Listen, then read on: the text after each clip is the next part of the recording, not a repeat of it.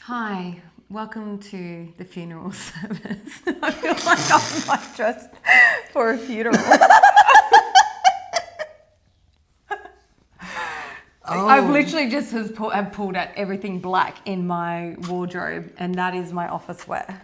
I'm like, if it's black, it's professional. What do you want to talk about? I'm trying to think of a topic that matches your clothes. The funeral This is going to be a serious chat today. Serious chat today. We're going to get real deep.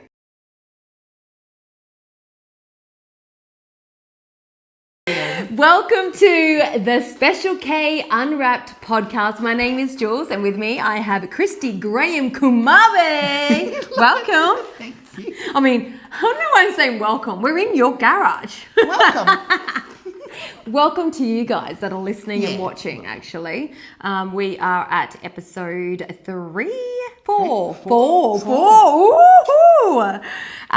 Episode 4 of the podcast. So today we are going to talk about your journeys overseas and competing overseas and what that involves. Now, you have been overseas a couple of times. I have, yeah.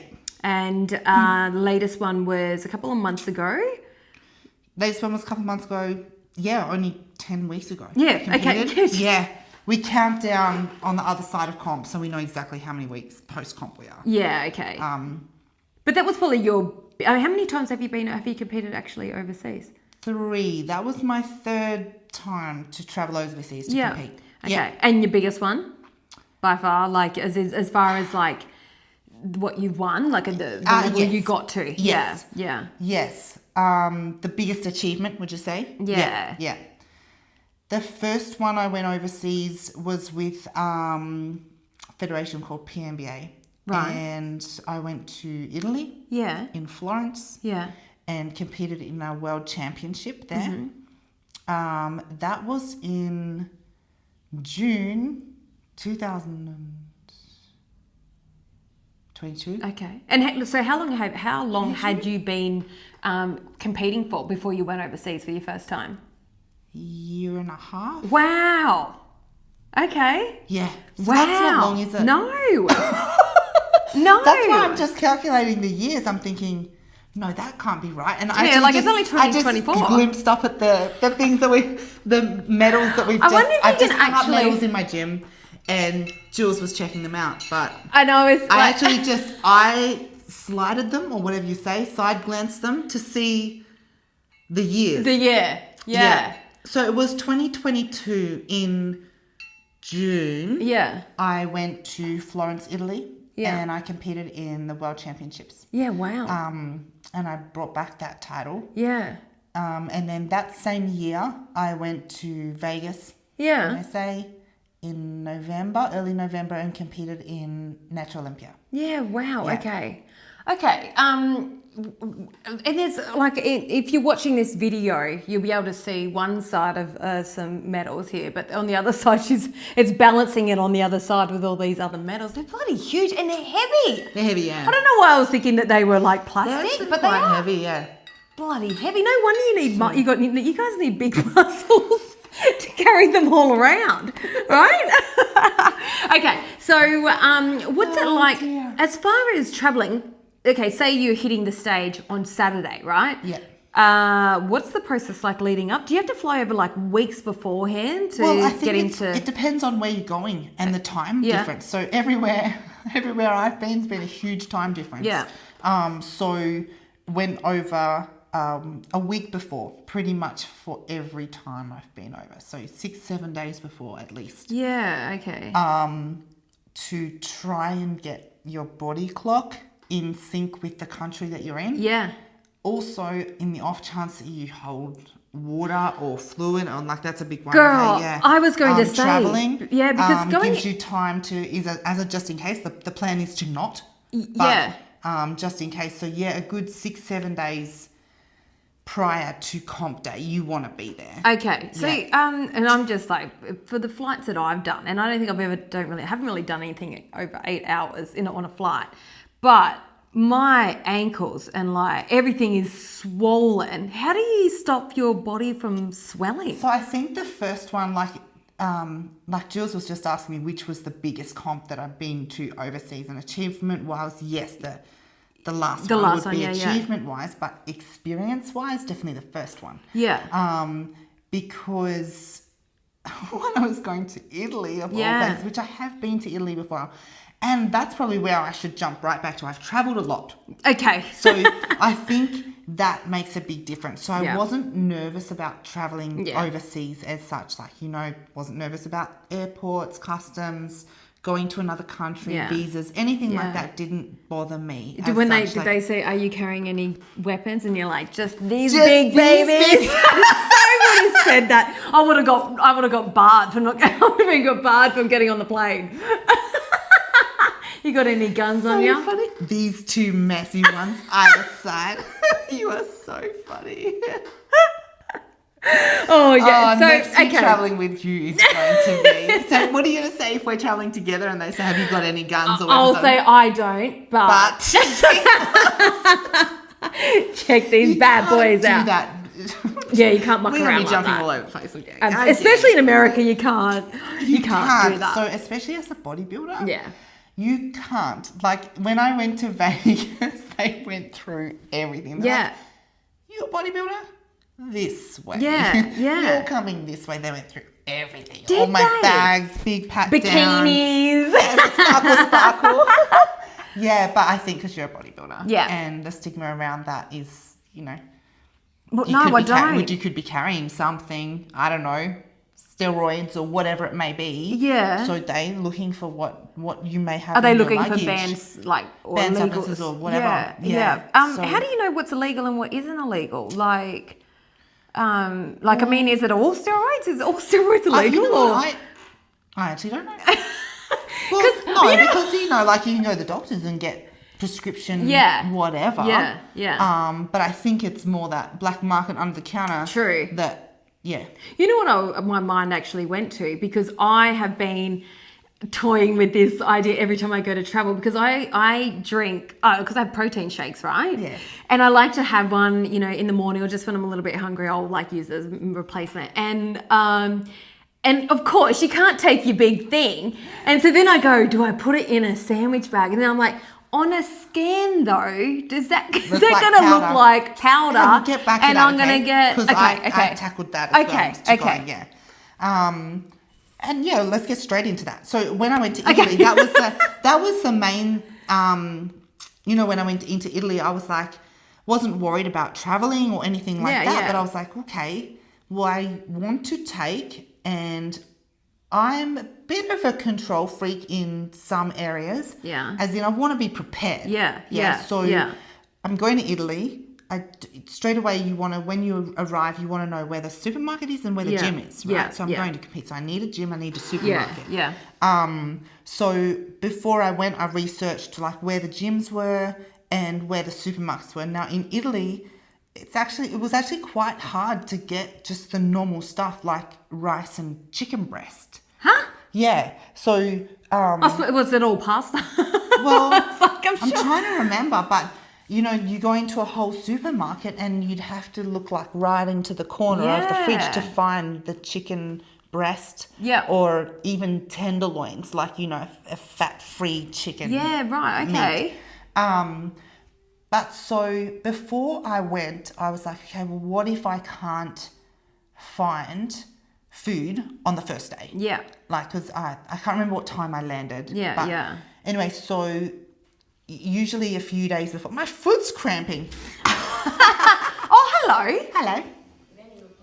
You getting a what? You're getting a come popper. And say hello. Come on. That's your youngest. Yeah. How do you pronounce his name? Haru. That's a long haru. Haru. Hello. Do you want to come and say hello? No. He's a little bit shy. Sorry. Bye. Bye. Maybe next time we'll get him in. Oh, we wish we had the camera to actually face that way. Anyway, Yeah, so usually about, a few days before I go, I lay out 2 massive suitcases, even though it's just me going. Yeah. 2 massive suitcases and they're chockers by the time I fill everything up. Yeah. One is usually a comp suitcase and the other is travel. So half of that is clothes and the other half is usually food and supplements. Yeah, okay. And so in the other half, like before I went to Italy, I was thinking, oh, can I take this stuff? Like it's just protein powder and I think I took protein powder, creatine, L-carnitine. I think that's all I took. Yeah. But in bulk. Vitamin C. They probably thought you were bloody going over to sell it. Someone would get you for trafficking instead. Yeah. So before I went, I was like I want to mix my protein mix, like weigh it out. Like I don't want to be messing around over there. Yeah. So I think I did 2 kilos of protein. Could you imagine me sitting in the lounge room here with like little Ziploc scales, Ziploc bags all opened and then rolled over so they were opened up like a flour. Yeah. All lined up along the floor. And then these big containers of flour just going, okay, that's enough of that one. Concoction. And so I did. Brilliant. And I was like, okay, we'll see what happens. Anyway, it was totally fine. Yeah. But I did. So I weighed out all of my supplements and had them all separated like 4 days, so weighed out. Yeah. So I had a portion size. Right. I also took food, as in like the pouches of rice that you can just chuck in the microwave and heat up. Yeah. And tinned tuna and tinned chicken. Yeah. Oh, I do believe that I knew chicken. you were going to do that. Look, I'm okay with tuna in a can. I love tuna in a can. As soon as it's chicken, I don't know. In It's Japanese, so we call weird. tuna sea chicken. Really? That's what it's called. Really? Sea chicken? I mean, yeah. If you have a tin of tuna, it'll say sea chicken. Obviously, it's written in Japanese, but it says chicken. Sea chicken. There you go. Oh, what does chicken in a can taste like? Well, actually, I didn't need to eat it because I found chicken, but I did eat the tuna, so it just saved me. Yeah. And when I was packing, I'm like taking all this stuff, and it's all really heavy. Yeah, right? of course. Rice, tuna, whatever. Yeah. But yeah, highly, highly recommend if you are traveling overseas to a comp or whatever, make sure you have enough food, carbs and protein for at least 2 days. Yeah, okay, just until you find things. Until you find things, you don't know if you're going to be able to find a supermarket straight away, or if you land in the evening, everything's closed and you're going to have to get through, you might want to go to the gym straight away, so you're prepared. Yeah, okay. So that was a big thing for me, having everything. I literally took everything. Okay, and scales, everything. Yeah, okay. What about on the plane? Because I'm guessing you're not eating aeroplane food. No. So on the plane, I didn't eat at all. So I trialed this on my way to Italy. Yeah. And then it worked. So wait, how long is this flight? How long is the flight to Italy? I stopped over in Doha. Okay. Each time. Yeah. So, it's a solid flight. I actually can't remember. Yeah, no, that's okay. But to London was bigger. The hangriness of it all, oh my gosh. So I had a stopover in Doha. Yeah. And the first flight I took a salad. Mm-hmm. So just salad and meat, no dressing. Yeah. So the thing is, if you've got sodium, salt in your body and water and then the mix of everything else, that's when you hold fluid. Right. And especially in your legs because they're down low, right? Yes, and most of the time you're just sitting there, so you're not circulating the blood, whatever. That's why they say get up and try and move around. Yeah. So food-wise, I ate a salad, I think, on the first flight. Yeah. And then I literally just drank water for 24 hours. Oh, wow. So I got off that plane so ripped. Yeah. It was ridiculous. Ready to walk straight on it's funny stage. because everyone was like, oh, what are you going to do? How are you going to travel? Because there wasn't many people around me that had ever done it. Yeah. So I didn't really have much advice either. Yeah. So it was a bit of a trial and error and it worked. Oh, thank goodness. So The first flight I ate a salad, and then I just fasted and drank water, like a heap of water the whole way. Yeah. But before I got on the flight, I'd said to my coach, I said, I am determined. I'm fucking determined to get off that plane. Yeah. So depleted and absolutely shredded. Yeah. Anyway, so he's like, all right. Yeah. Anyway, so when I got off and checked, he's like, you did it. Yeah. What was the first thing you ate straight like after that flight? Tuna and rice. I'm like, tell me like a big tomahawk steak or something, like something yum. Sea chicken and rice. Yeah, okay. That's why you look like you and I look like me. I don't have that kind of discipline. Oh, gosh. Oh, wow. But the other thing is on the flight, like you talk about compression. Yeah. Right? Yeah. So my trick is don't copy it. No, do copy it. Do copy it. So compression tights. Yeah. By two yeah. legs. So underneath. Geez, you want to hope you're not flying to a hot climate. Bloody hell. I maybe that's why I was sweating like a mofo. Yeah. And inside the plane is cold, right? True, usually. that is true. And when you're sitting at like 4% body fat, you are freezing. That is so true. So I had on medical grade compression tights, like from the hospital. Yeah. And then on top of that, normal compression tights that you just get from the chemist. Yeah. So they're not as tight. And then I had like leggings on top of that. On top of that, I had compression stocking socks. Yeah, right. Okay. So 4 layers essentially. Yeah. And then, because I was still freezing, I had a hoodie and track pants. Yeah. But that's 4 layers of compression. Yeah. Essentially. When I got off the plane, so I held all of those compressions on for all of the flight. I have to interject. I know we're all wondering. How annoying was it to go to the bathroom every time? You're drinking so much water. You've got 4 layers of compression on. The cubicles are as wide as your hips. Yeah. I reckon I went to the toilet like every hour. Yeah. And tell you what, and you're busting, right? Because you're drinking so much water and you're trying to get those, like it was close call, I think, many a times. And then trying to get it back on. That's what I mean. Because those medical grade compression tights, they are tight. So you're in the little, for those watching, you're in a little cubicle, like trying to get them over your muscly legs. And not only just once, but 3, 4 times. Whatever, many times. Yeah. So that is definitely a hassle. But worth it. Yeah. So the trick that I did have at the other end was when I got to the other end, I actually took all of the compression off, but then put the lighter compression back on and kept that on for the next 2 days. Yeah, okay, yeah. So I didn't take all the compression off. Yeah. So I took the socks off and the medical grade compression, the really, really heavy ones underneath. Yeah. And then the normal compression, which they're really tight anyway. Yeah. They're pretty full on. Yeah. I actually kept them on, trained in them, slept in them, everything. Yeah. Yeah, they were pretty manky at the end, straight in the bin.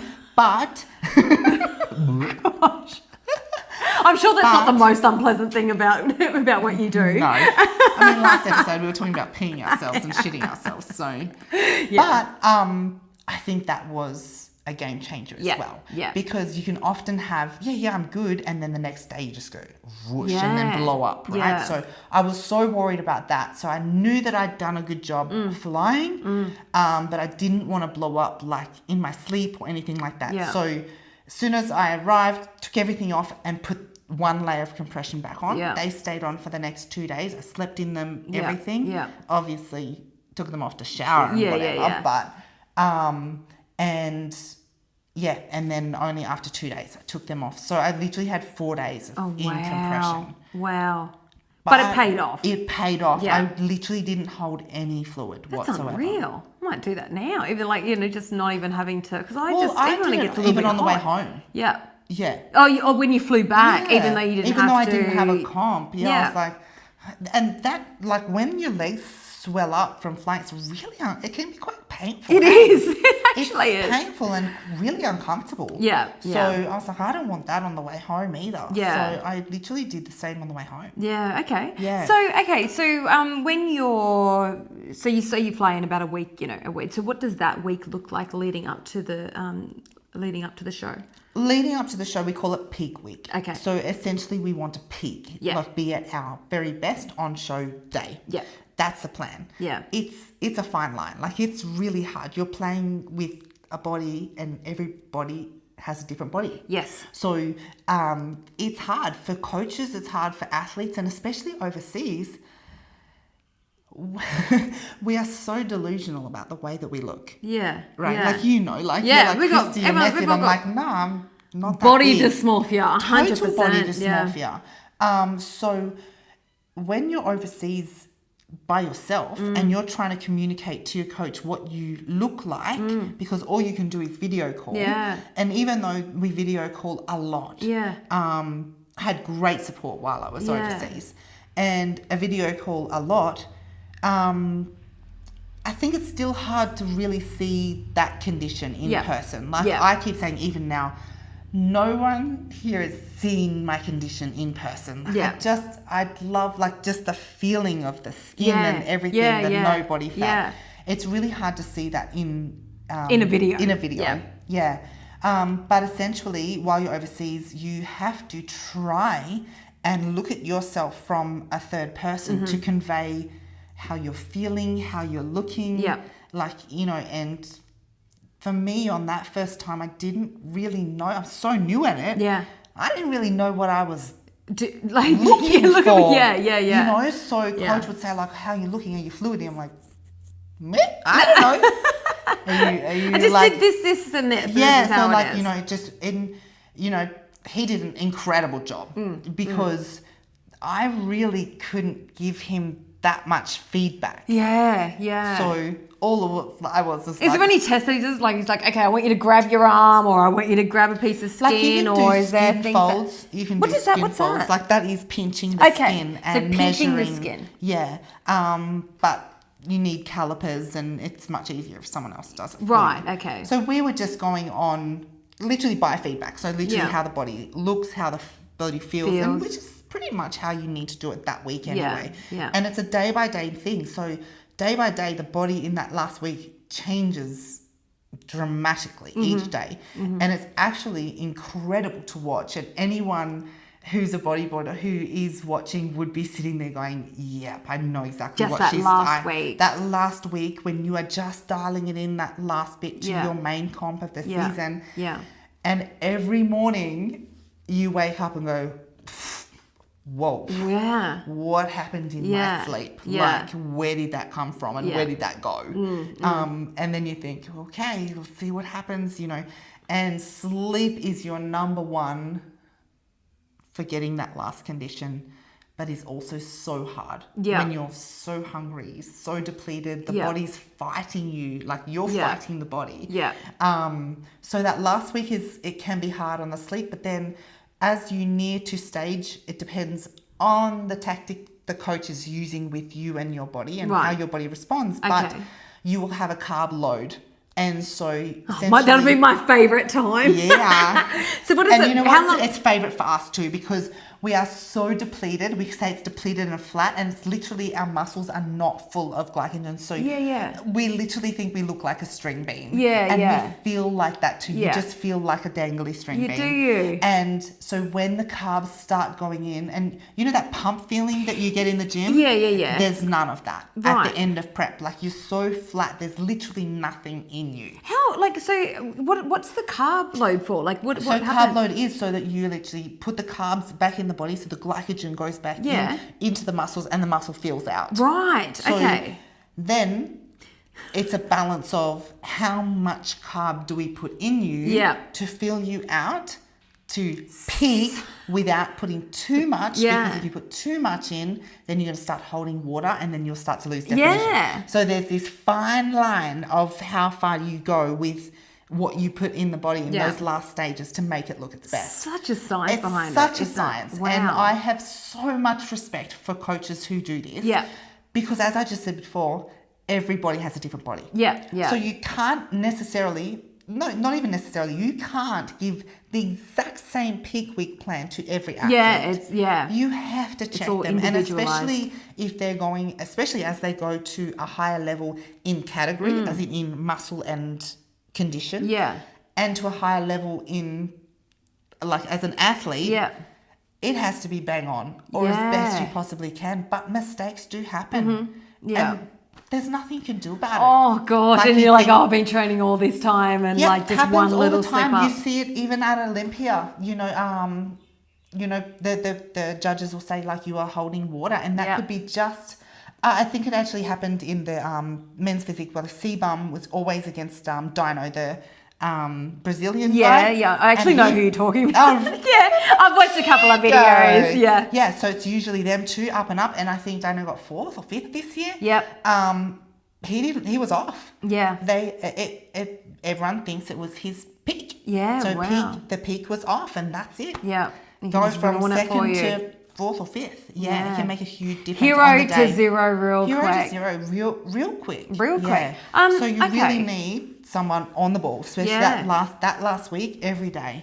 On the ball checking. Okay, so moving on to, like, when you're overseas, especially your last trip, because you went alone.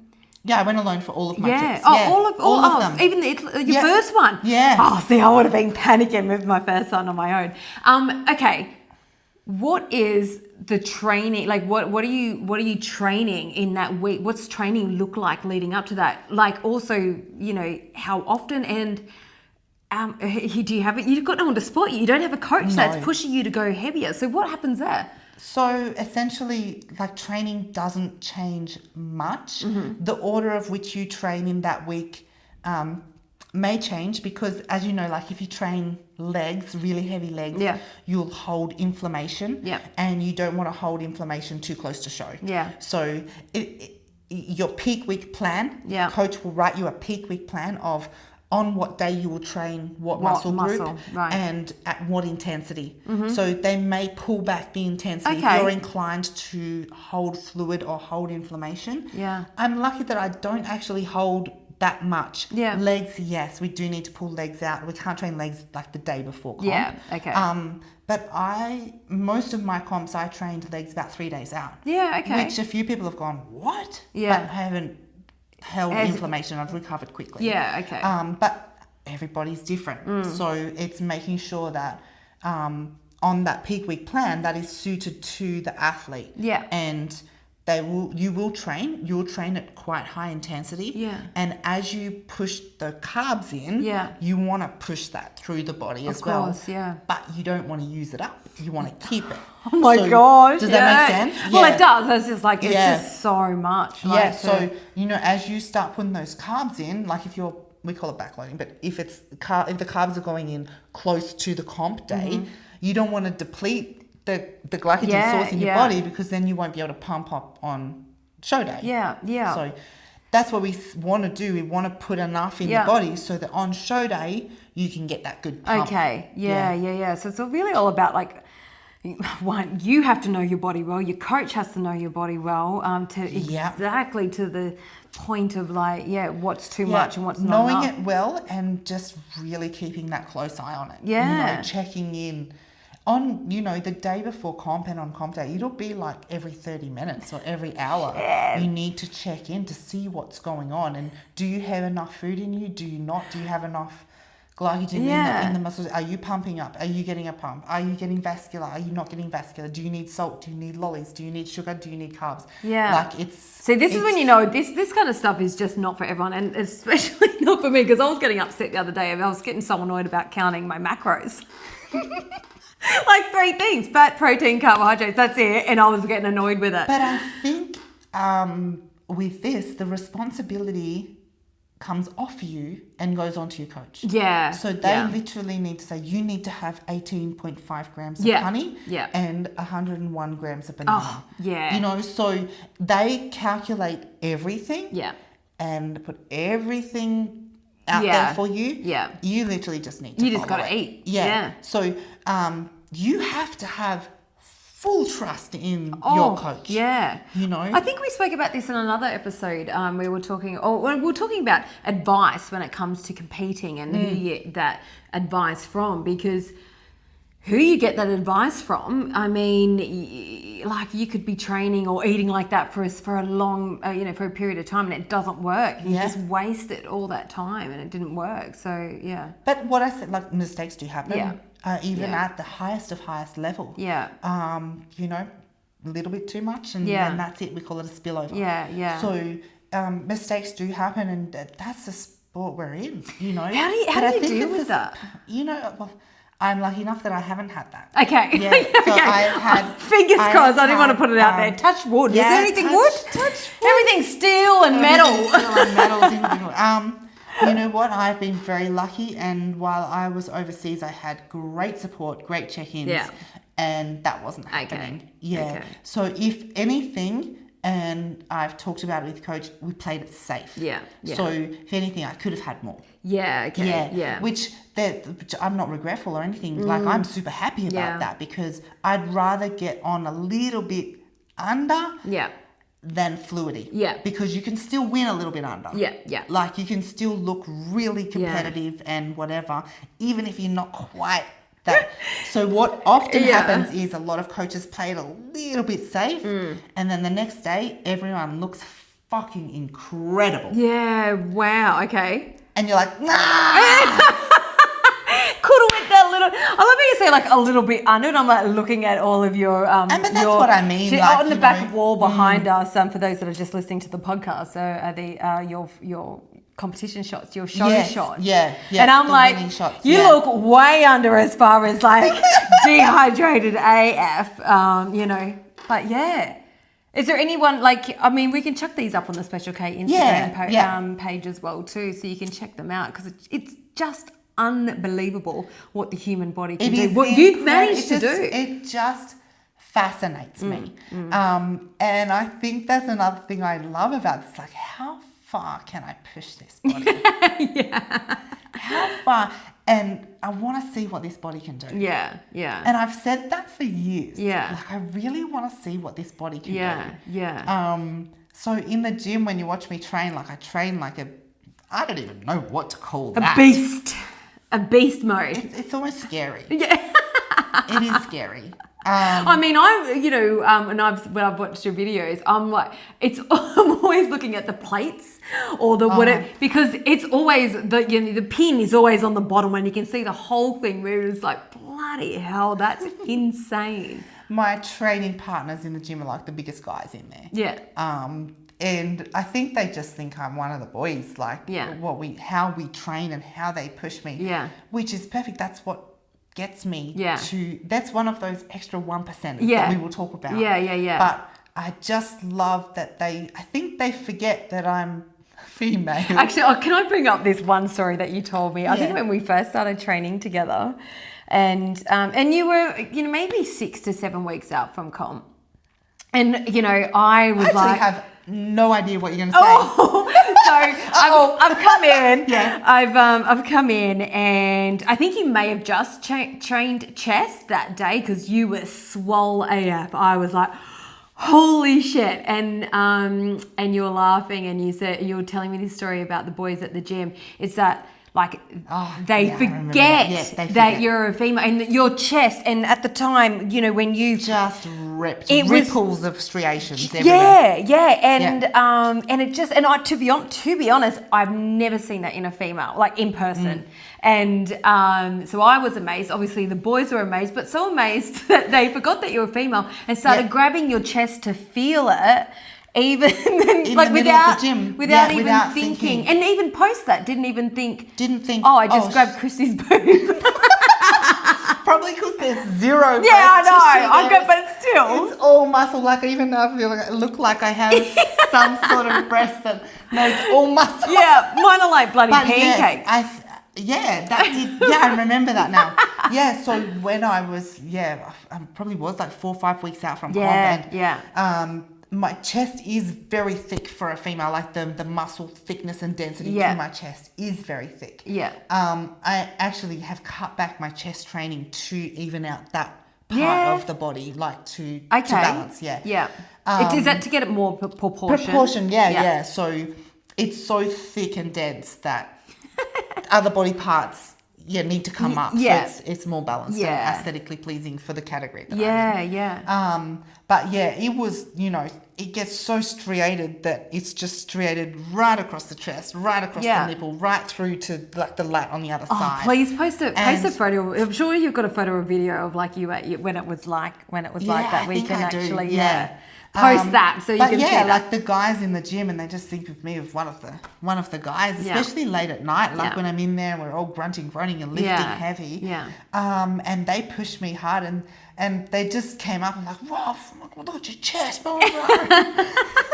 Poking and prodding. And then I, like, even at the time I was like, I didn't think anything of it. Only afterwards I was like, I literally just had like 4 men groping my chest. And they're all like your brothers, so it wasn't really, it wasn't like anything. Brothers. Yeah. But yeah.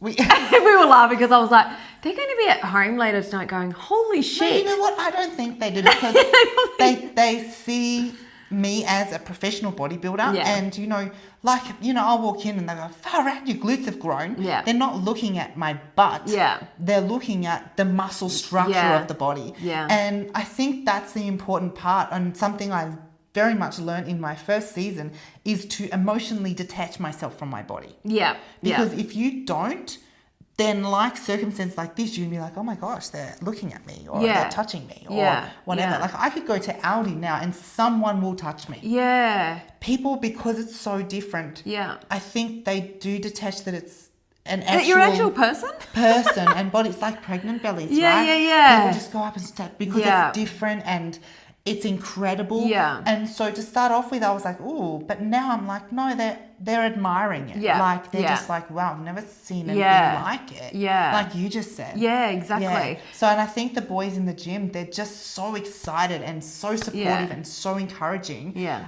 They just get excited as I grow and change, and especially as you cut down and see the hard work that they've witnessed. I was going to say, these are the guys that, see you in their late nights when everyone else is asleep or at home, or when you're really pushing it out in training. They'd be excited for you to see those changes in your body and to see you get to where you want to be. Yeah, they are. And I am so lucky that gym I go to has such an incredible community. And the guys always come to mind, because as soon as I get home from overseas, and no matter whether it be win or lose, like in London, I won in the morning and I didn't win at nighttime. Yeah. As soon as I went into the gym, I am thrown over their shoulders and spun around like a little sister. Yeah, yeah. And it just feels so nice. Yeah. Like that support. And they're like, right, next, let's go. That's enough love. Back on the pendulum. Yeah, 100%. Let's get straight back into this. Okay, so when it does come to getting up on stage, and you are up on stage and, you're overseas on your own, and there is no one in the crowd, cheering for you or anything like that. What's that like? I think with stage lights, most of the time you can't see the crowd anyway. Yeah, okay. You can hear, but you can't see the crowd. But I think I said in one of the other podcasts, when I get on stage, I feel so calm and peaceful and whatever. And I almost have a similar feeling when I lift. Like I take that big breath. I do it when I'm lifting as well. Yeah. And then all of a sudden I can't see anything, I can't feel anything, I can't hear anything. Yeah. I literally just shut everything off. Yeah. And when I'm on stage, I sort of do that as well. So all I can hear is the head judge calling the quarter turns and the posing. That I really don't hear much else. Yeah, okay. When I compete here in Australia, my coach would sit right behind the judges and give me cues. So I knew he was there. So then all I could see and hear was him. Yeah. Yeah. So it's like that channel vision focus. Yeah. And what kind of cues is he giving you? Like, because obviously they're yelling out the poses that they want you to do. So is he then, so as you're posing and then you are looking directly down to him, is he can see where you need to, like, say, move an arm? Yes. Okay. Yeah. So and how does he get that message to you without yelling out? Because I had the opportunity of him being at so many, and this is something I'm extremely grateful for, so many comps, especially earlier in my first year and a half before I went overseas.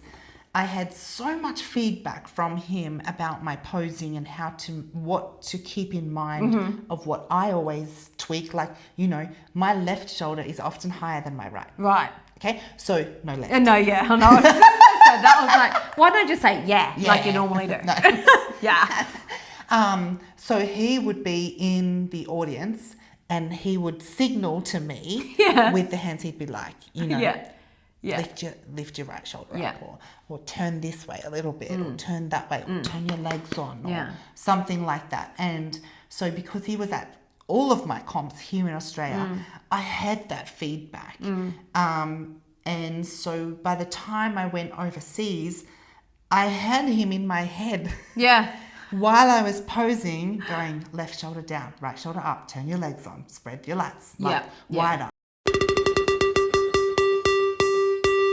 Ready?